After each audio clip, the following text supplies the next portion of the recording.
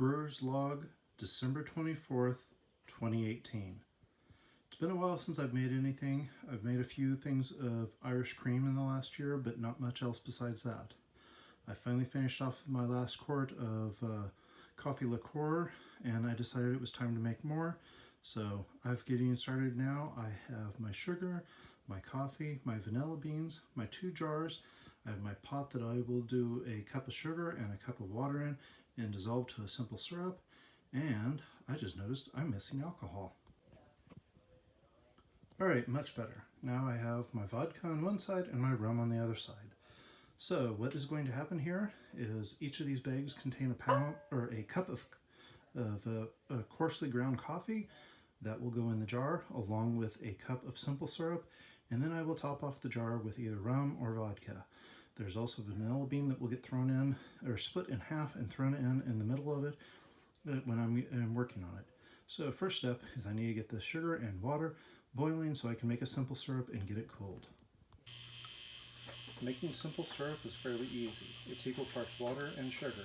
Since I'm making 2 quarts of the coffee liqueur, I have 1 cup of water in there, and then I'm going to add in 1 cup of sugar. I found you can use basically any sugar.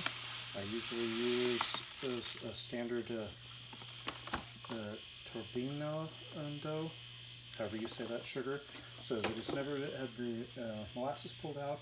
I believe it gives a little more flavor to it, but this will end up making me 2 cups of simple syrup that I can put into my jars.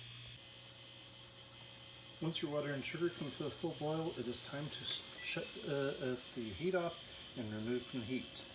Since I'm using a sugar with molasses in it, my water is going to be a little bit darker than just clear. If you're using white sugar, your water should be fairly clear. As you can see, I don't see any sugars left in there.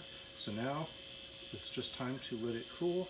So after an hour, I'll see where it's at, and I may end up having to put it into the fridge for a while just so that it is nice and cool, so I get a nice cold brew and don't get the acidic flavors from my coffee.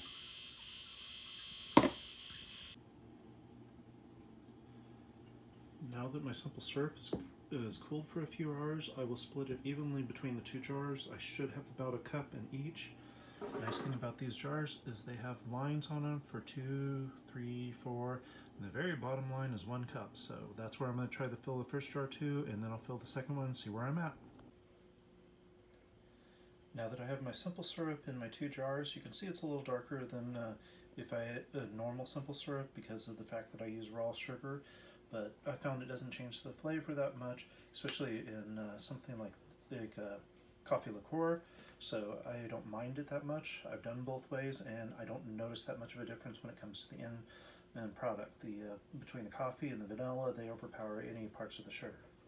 So I get whole vanilla beans and then I split them in half, and I make sure that they're actually split in half, not just cut down the center.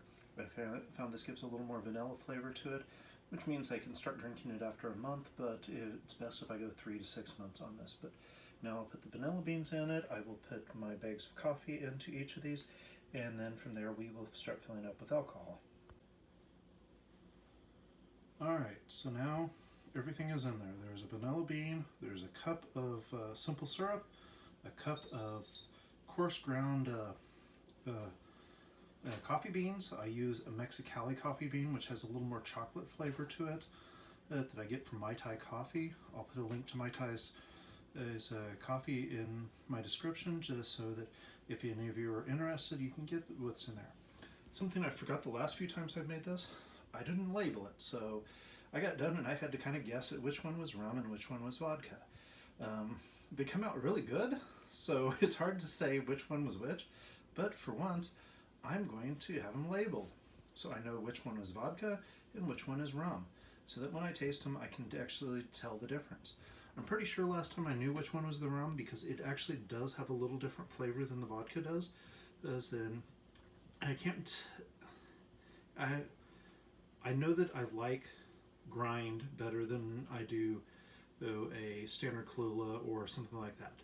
But when it came to these, I liked them both equally, but each of them had a different flavor and texture to it than most of the store-bought stuff. So hopefully this time I will let them go for 3 months or more.